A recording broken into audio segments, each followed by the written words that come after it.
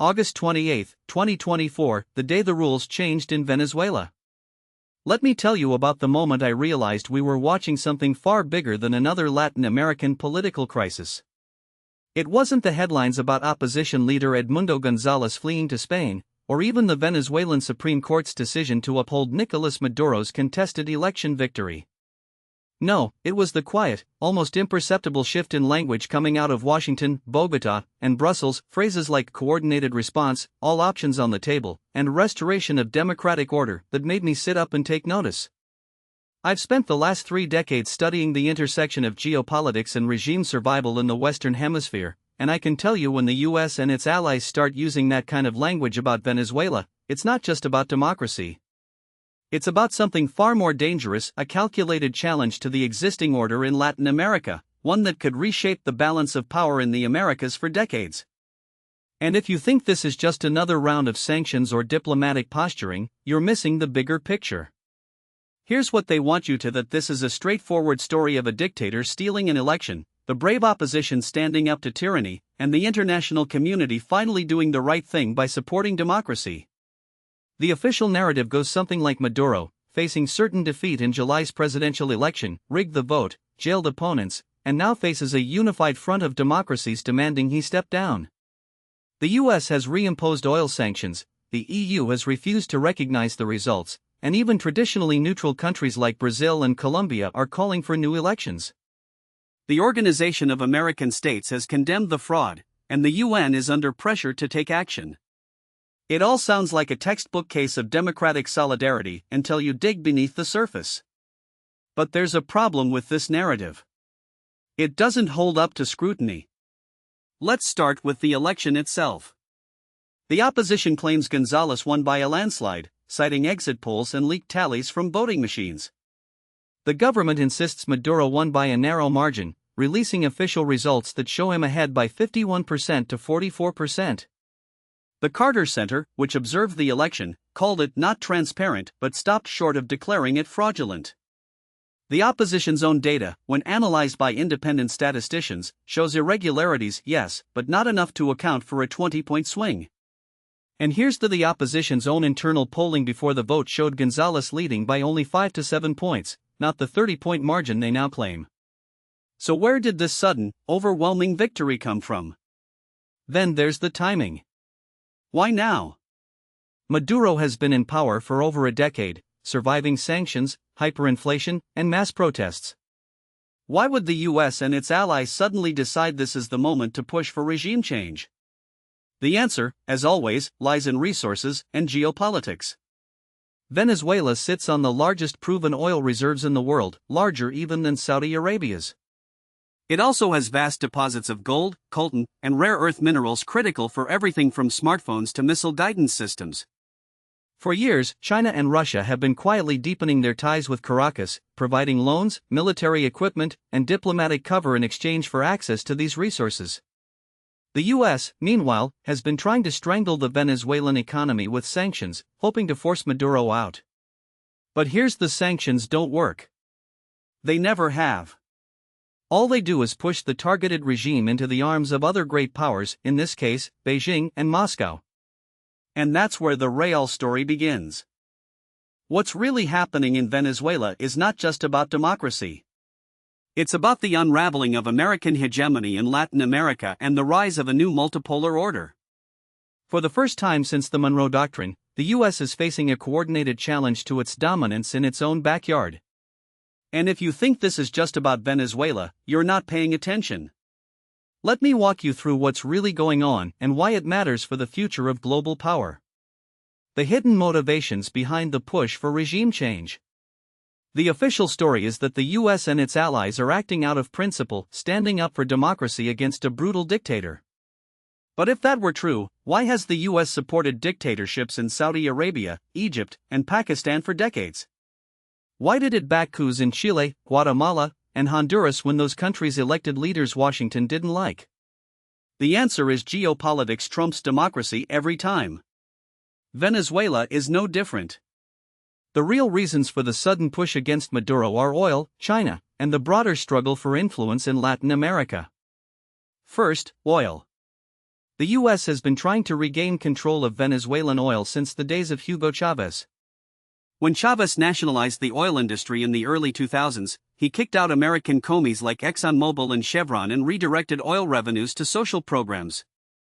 The US responded with a failed coup in 2002, then years of sanctions. But here's the sanctions didn't work. They just made Venezuela more dependent on China and Russia, which stepped in to buy oil, provide loans, and keep the economy afloat. Now, with global oil markets tight and the US trying to isolate Russia over Ukraine, Washington suddenly needs Venezuelan oil again. But Maduro isn't playing ball. He's selling oil to China at a discount, using the proceeds to pay off debts to Beijing and Moscow, and refusing to give American companies the sweetheart deals they want. The US has tried to bribe him, offering sanctions relief in exchange for oil concessions, but Maduro has refused. Why? Because he knows that once he lets American companies back in, he loses leverage. And in the game of great power politics, leverage is everything. Second, China. Beijing has been quietly extending its influence in Latin America for years, investing billions in infrastructure, mining, and energy projects. Venezuela is a key part of that strategy. China has lent Caracas over $60 billion since 2007, much of it repaid in oil. It's also provided military equipment, including radar systems and armored vehicles, and helped Venezuela develop its own drone program. The US sees this as a direct challenge to its dominance in the region. And it's not just about oil, it's about control. If China can establish a foothold in Venezuela, it gains a strategic partner right in America's backyard, one that can host military assets, spy on US operations, and project power into the Caribbean. Third, the broader struggle for Latin America. The US has long seen the region as its exclusive sphere of influence. But that's changing. Russia has been deepening ties with Cuba, Nicaragua, and Venezuela, providing military support and diplomatic cover. China has been investing heavily in infrastructure projects across the region, from ports in AMA to railways in Peru. And leftist governments in Brazil, Colombia, and Mexico have been pushing back against US influence, forging their own alliances with Beijing and Moscow. The US response? A full-court press to reassert dominance. And Venezuela is the linchpin. The geopolitical how the great powers are playing the game. This isn't just about Venezuela. It's about the future of global order. We're witnessing the early stages of a new Cold War, one where the US, China, and Russia are competing for influence in every corner of the globe. And Latin America is the latest battleground. Let's break down how each power is playing the game. The United desperate to maintain hegemony. The US is in a bind. For decades, it has treated Latin America as its backyard, intervening at will to install friendly governments and remove unfriendly ones. But that era is ending. The rise of China and the resurgence of Russia have forced Washington to compete for influence in a way it hasn't had to since the Cold War. And in Venezuela, it's losing. The Biden administration's strategy has been a mix of sticks and carrots. On the one hand, it has reimposed oil sanctions, frozen Venezuelan assets abroad, and pressured allies to isolate Maduro. On the other, it has dangled the possibility of sanctions relief in exchange for concessions like allowing opposition candidates to run in elections or releasing political prisoners. But Maduro has called Washington's bluff. He knows the US needs Venezuelan oil, and he knows China and Russia will back him if push comes to shove. The problem for the US is that its options are limited. Military intervention is off the table, at least for now. The American public is war-weary after Iraq and Afghanistan, and the Pentagon knows that invading Venezuela would be a logistical nightmare. So instead, Washington is relying on a mix of economic pressure, diplomatic isolation, and covert operations. But here's the none of that is working. Sanctions have only made Venezuela more dependent on China and Russia. Diplomatic isolation has pushed Maduro closer to Moscow and Beijing. And covert operations, like the failed 2019 coup attempt, have only made him more paranoid and repressive. The US is running out of options. And that's why we're seeing a shift in rhetoric from Maduro must go to Maduro must negotiate. It's a tacit admission that regime change isn't happening anytime soon. The patient power player. China's strategy in Venezuela is a masterclass in long-term geopolitical thinking. Beijing doesn't care about democracy or human rights. It cares about resources, markets, and influence. And in Venezuela, it's getting all three. China has lent Caracas over $60 billion since 2007, much of it repaid in oil. It's also invested in gold mining, infrastructure, and telecommunications. And it's provided military support, including radar systems and armored vehicles. In return, Venezuela has become one of China's most reliable partners in Latin America, voting with Beijing at the UN and supporting its global initiatives. But China's real play is economic. By keeping Venezuela afloat, Beijing is ensuring that Maduro stays in power and that American commies stay out. It's a win-win, for it gets cheap oil, a foothold in America's backyard, and a loyal ally in the global struggle against U.S. hegemony. The U.S. knows this, which is why it's so desperate to push Maduro out. But China isn't backing down. In fact, it's doubling down. In the weeks after the election, Chinese state media ran a series of articles praising Maduro's victory and condemning U.S. interference. And behind the spoiler, Russia's role in Venezuela is smaller than China's, but no less important. Moscow has provided military equipment, including fighter jets and missile systems, and has sent military advisors to help train Venezuelan forces. It's also provided diplomatic cover, blocking UN resolutions condemning Maduro and offering to mediate between Caracas and Washington. But Russia's real value to Venezuela is as a spoiler. By keeping Maduro in power, Moscow is forcing the US to divert resources and attention away from Ukraine and the Indo-Pacific. It's a classic asymmetric. If the US is bogged down in Venezuela, it has less bandwidth to counter Russia in Europe or China in Asia. And it's working. The Biden administration is now facing a three-front: Ukraine, the Middle East, and Venezuela. And with an election looming, it can't afford to lose on any of them. The military: what happens if the US escalates? Here's where things get dangerous. The US has been careful to avoid direct military intervention in Venezuela, but that doesn't mean it's off the table. In fact, the Pentagon has been quietly preparing for the possibility of conflict for years. The US has a long history of military intervention in Latin America, from the Bay of Pigs to the invasion of AMA. And while the public may be war-weary, the national security establishment is not. The Pentagon has been conducting war games and contingency planning for a Venezuela scenario for over a decade. And with the recent deployment of additional naval assets to the Caribbean, it's clear that the military is taking the possibility of escalation seriously. But here's the: Venezuela is not Iraq or Afghanistan. It's a country of 28 million people with a well-armed military, a population that is deeply suspicious of the US, and powerful allies in China and Russia. Any military intervention would be a logistical nightmare, and the risk of a prolonged insurgency is high. Let me be: I'm not saying the US is about to invade Venezuela. But I am saying that the military option is being discussed at the highest levels. And if the US does decide to escalate, the consequences could be catastrophic, not just for Venezuela, but for the entire region. The domestic political: why this is about more than just Venezuela. Here's something most people don't: the push against Maduro isn't just about geopolitics. It's also about domestic politics. The Biden administration is facing a tough re-election fight, and Venezuela is a rare issue where it can appeal to both the left and the right. For progressives, it's about standing up for democracy. For conservatives, it's about countering socialism and Chinese influence. And for the Cuban and Venezuelan exile communities in Florida, a key swing state, it's personal. The problem is that Venezuela is a political football. Every time the administration wants to look tough on foreign policy, it tightens sanctions or makes a statement about Maduro. But those moves have real-world consequences. Sanctions hurt ordinary Venezuelans, not the regime. And every time the US ratchets up the pressure, it pushes Maduro closer to China and Russia. The other problem is that the US doesn't have a coherent strategy.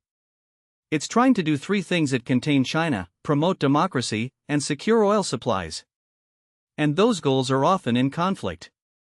For example, if the US really wanted to promote democracy, it would lift sanctions and allow Venezuela to reintegrate into the global economy. But that would also mean ceding influence to China and Russia. So instead, we get half sanctions that don't work, diplomatic pressure that goes nowhere, and covert operations that backfire. It's a recipe for failure. Scenario: what happens next? So where does this go from here? Let's look at the three most likely scenarios. Scenario 1, the status quo. In this scenario, Maduro survives. The US and its allies keep up the pressure, but they don't escalate. Sanctions remain in place, but they're not tightened. The opposition remains divided, and Maduro consolidates power. Venezuela becomes a de facto client state of China and Russia, with limited engagement from the West. This is the most likely outcome, but it's also the most unstable. Venezuela's economy remains in shambles, and the country continues to be a source of migration and instability in the region. And over time, the US may decide that the cost of inaction is higher than the cost of intervention. Scenario 2, negotiated transition. In this scenario, the US and its allies offer Maduro a step down in exchange for sanctions relief, amnesty, and a role in a transitional government. The opposition agrees to a power-sharing arrangement, and Venezuela holds new elections under international supervision. This is the best-case scenario, but it's also the least likely. Maduro has no incentive to step down, and the opposition is too divided to force his hand. And even if a deal is reached, it's unlikely to stick. We've seen this movie before in Libya, in Yemen, in Sudan, and it never ends well. Scenario 3, escalation. In this scenario, the US and its allies decide that enough is enough. They tighten sanctions to the point of economic collapse, and they begin providing direct military support to the opposition. Maduro responds by cracking down, and the country descends into civil war. China and Russia increase their support for the regime, and the conflict becomes a proxy war between the great powers. This is the worst-case scenario, but it's also the most dangerous. A civil war in Venezuela would destabilize the entire region, trigger a new wave of migration, and risk a direct confrontation between the US and China or Russia. The grand strategy why the US keeps losing in Latin America. Here's the hard: the US has been losing in Latin America for decades. And it's not because of bad luck or incompetence. It's because of bad strategy. For the last 30 years, the US has pursued a policy of liberal hegemony, the idea that it can and should remake the world in its own image.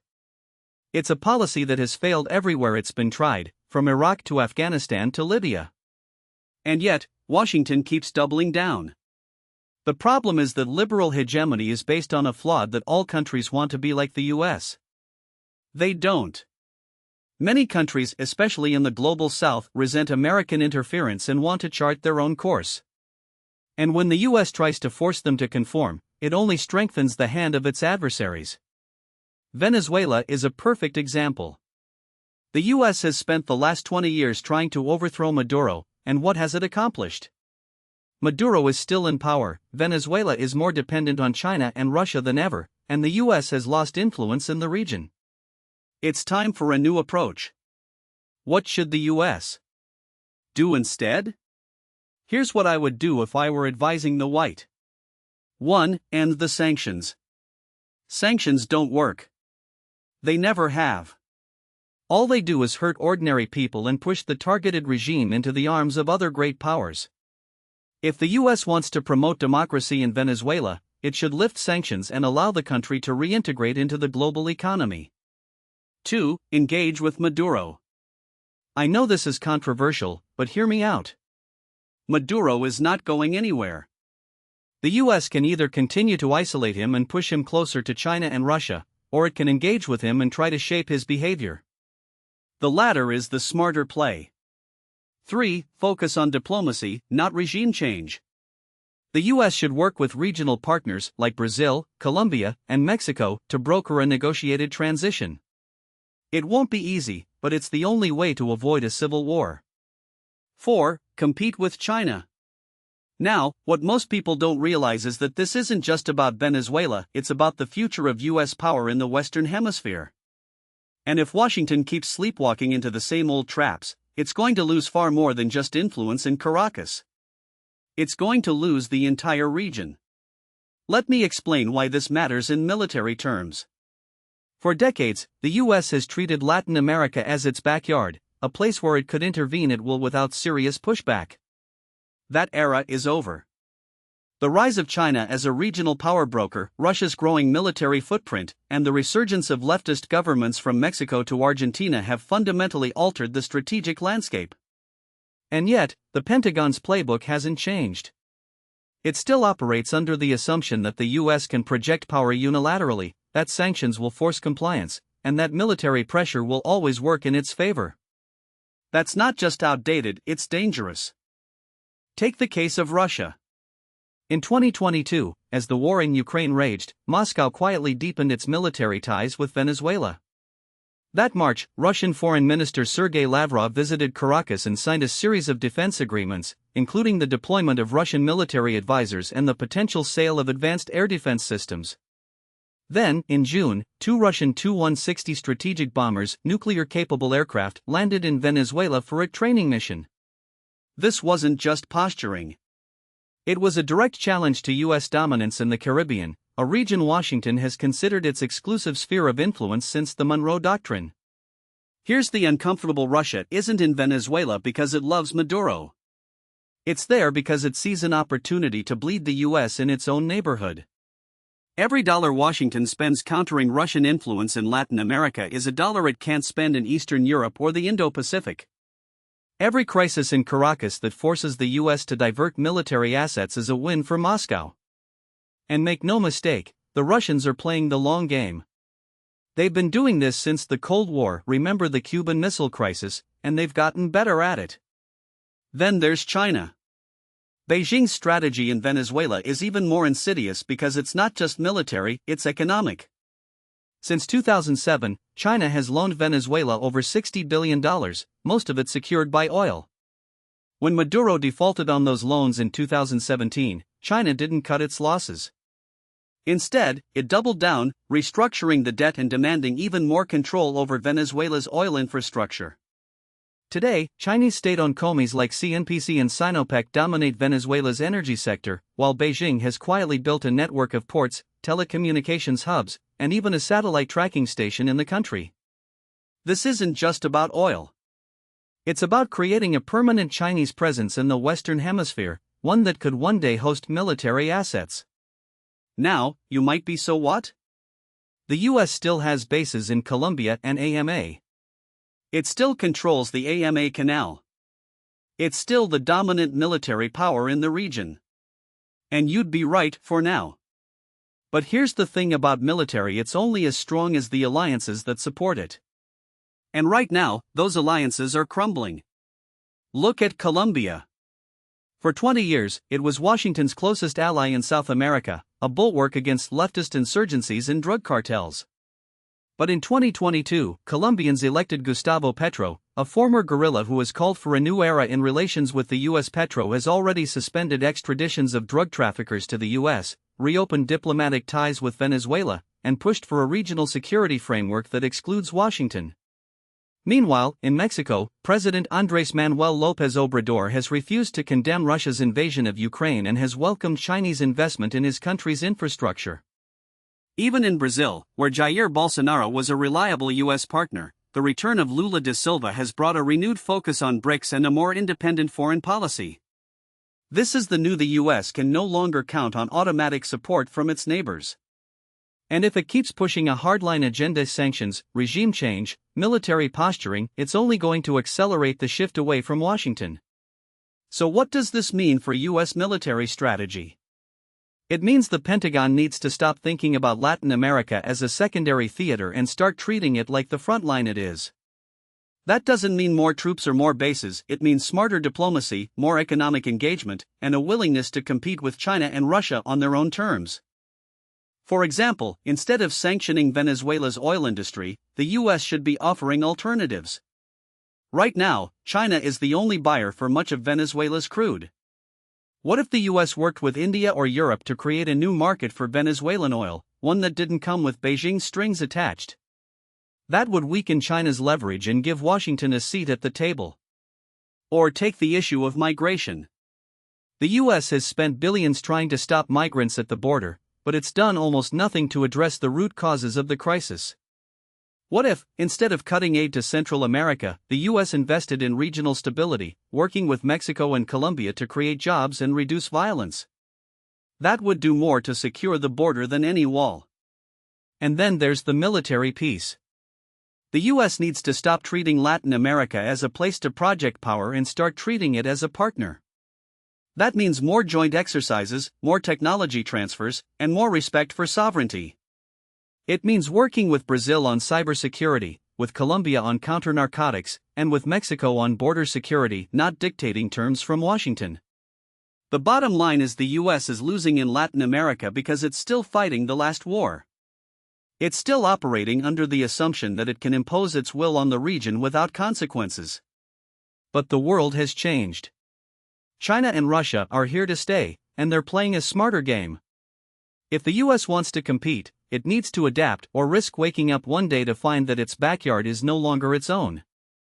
Now, what most people don't realize is that this coordinated challenge isn't just playing out in the halls of the Pentagon or the boardrooms of Beijing, it's happening right now in the streets of Caracas, Maracaibo, and Barquisimeto, where the domestic political dimensions of Venezuela's crisis are reaching a boiling point. And if we want to understand where this is headed, we need to look beyond the usual headlines about Maduro's authoritarianism or US sanctions and examine the structural fractures that are making Venezuela the perfect pressure point for great power competition. Let me explain why this matters. Venezuela isn't just a failed state, it's a state in the middle of a slow-motion collapse that has been deliberately exploited by external actors. Since 2013, when Nicolas Maduro took over after Hugo Chávez's death, the country has lost nearly 80% of its GDP, according to the IMF. Hyperinflation peaked at over 1 million% in 2018. Oil production, which once accounted for 95% of export revenues, has plummeted from 3.5 million barrels per day in 1998 to just 700,000 today. And yet, despite all this, Maduro has clung to power through a combination of repression, electoral manipulation, and, crucially, external lifelines. Here's the uncomfortable: Maduro's survival isn't just about his own political cunning. It's about the fact that Venezuela has become a geopolitical chess piece, and no one wants to see it fall into the wrong hands. Russia and China have poured billions into the country not out of ideological solidarity, but because Venezuela is the last domino in a region where US influence is rapidly eroding. Moscow has sent military advisors, cybersecurity experts, and even Wagner Group mercenaries to prop up Maduro's regime, while Beijing has extended over $60 billion in loans since 2007, secured by oil shipments that keep Venezuela's economy on life support.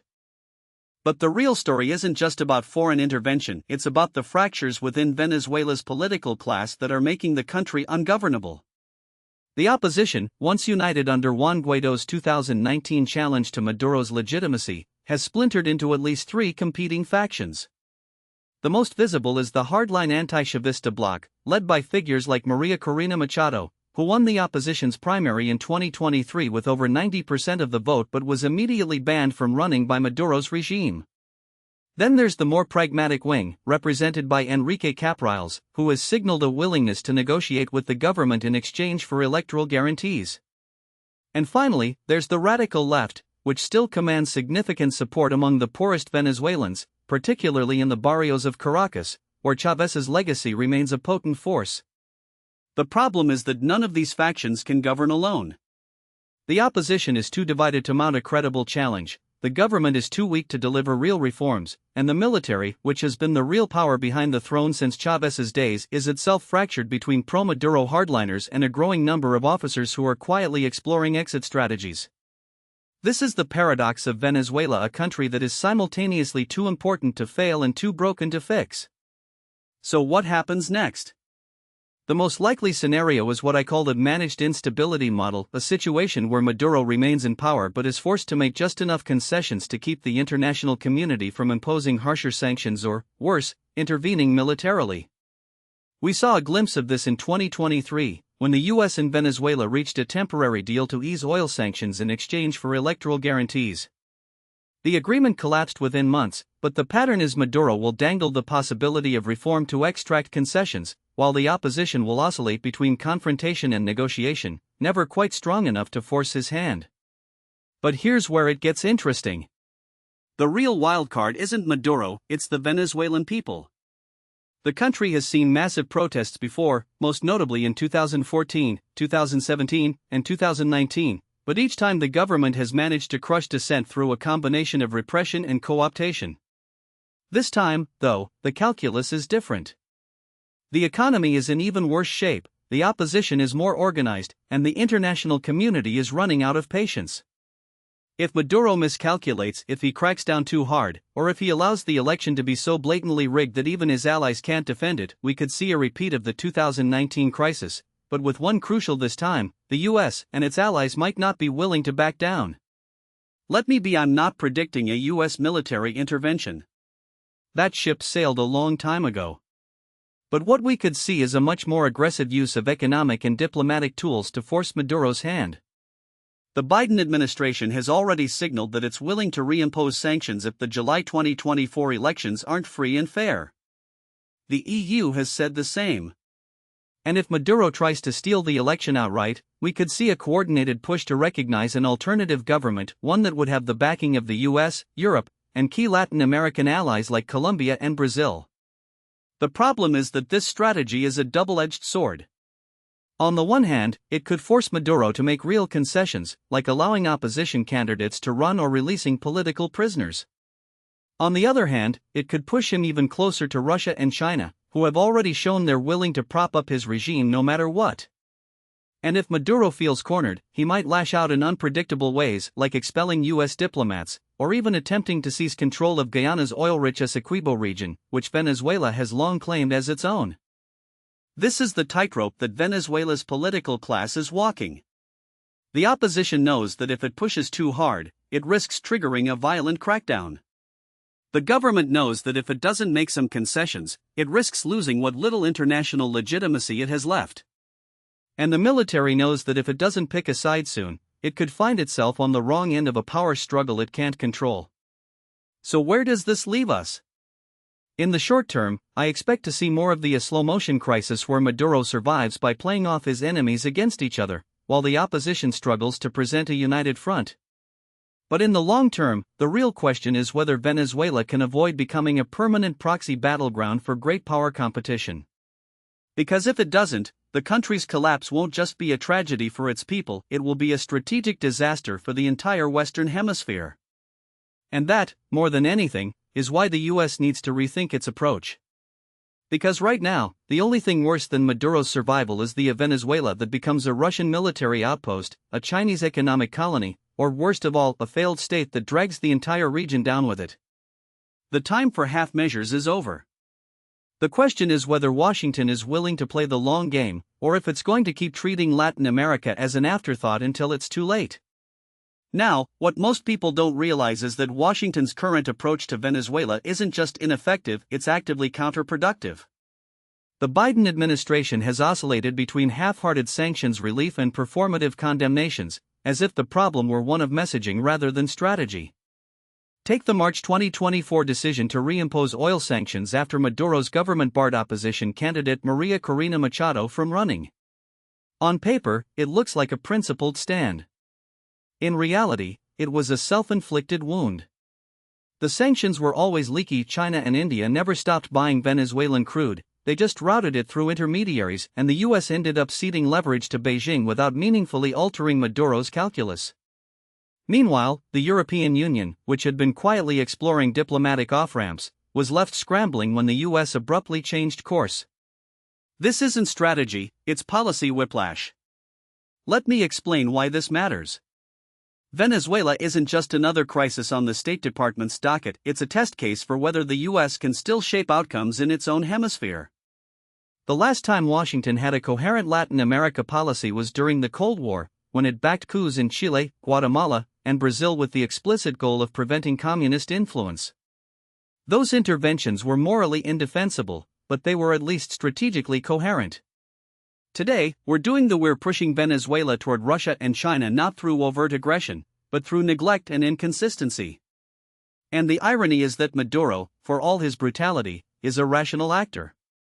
He knows that if he can survive until the US election in November, he might get a reprieve from a second Trump administration, which has shown little interest in democracy promotion. That's why he's dragging his feet on negotiations, he's playing for time. Here's the uncomfortable: the US has three real options in Venezuela, and none of them are good. The first is to double down on regime change, which would require a level of commitment, military, economic, and diplomatic, that Washington simply isn't willing to make. The second is to accept Maduro's rule as a fait accompli and try to contain the damage, which would mean normalizing relations with a narco-state that has turned its neighbors into transit hubs for cocaine and migrants. The third, and most plausible, is a hybrid targeted sanctions that actually bite, coupled with quiet diplomacy to offer Maduro a face-saving exit. But that would require something the US has struggled with: for patience. The problem with patience, of course, is that it doesn't fit neatly into election cycles or cable news segments. The Biden administration's Venezuela policy has been driven by domestic politics, appeasing the Florida Cuban-American lobby, avoiding the appearance of weakness ahead of the 2024 vote rather than by any long-term vision. And that's where the grand strategic failure lies. Because Venezuela isn't just about Venezuela. It's about whether the US can still set the rules of the road in its own backyard, or whether it's going to cede that role to Beijing and Moscow by default. Consider the broader con: China has already turned Venezuela into a client state, swapping oil for loans and infrastructure projects that come with strings attached. Russia, meanwhile, has used Venezuela as a staging ground for hybrid warfare, deploying Wagner Group mercenaries, selling arms, and even flying nuclear-capable bombers to Caracas in 2018 as a show of force. If Maduro survives, he won't just be a thorn in Washington's side, he'll be a permanent beachhead for great power competition in the Americas. And that's before we even get to the humanitarian catastrophe. 7 million Venezuelans have fled the country since 2015, creating a migration crisis that has destabilized Colombia, Peru, and even the US southern border. The longer this drags on, the worse it gets. So what would a serious US strategy look like? First, it would recognize that sanctions alone won't work. They never do, unless they're paired with a credible alternative. That means working with allies, particularly Brazil, Colombia, and Mexico, to offer Maduro a way out that doesn't involve him ending up in The Hague. It means pressuring China to stop propping up his regime, not with empty threats, but by making it clear that there will be consequences for banks and commies that facilitate his survival. And it means preparing for the worst case: a complete collapse that turns Venezuela into a narco-state with Russian military advisors and Chinese economic control. The second pillar would be a regional containment strategy. The US should be working with Latin American governments to isolate Venezuela diplomatically, while also providing support to countries bearing the brunt of the migration crisis. That doesn't mean open borders, it means targeted aid, temporary protected status for Venezuelan refugees, and pressure on Maduro to allow humanitarian access. It also means countering Russian and Chinese influence in the region, not through Cold War-style coups, but by offering Latin American countries a better economic alternative. The Build Back Better World initiative, announced at the 2021 G7 summit, was a step in the right direction, but it's been starved of funding and political will. The third pillar is the preparing for the possibility that Maduro won't go quietly. If he feels cornered, he might lash out against Guyana, against US interests, or even against his own people. The US needs to have a plan for that, which means working with regional partners to deter aggression, while also leaving the door open for a negotiated transition. That's the tightrope. And right now, we're not walking it, we're stumbling.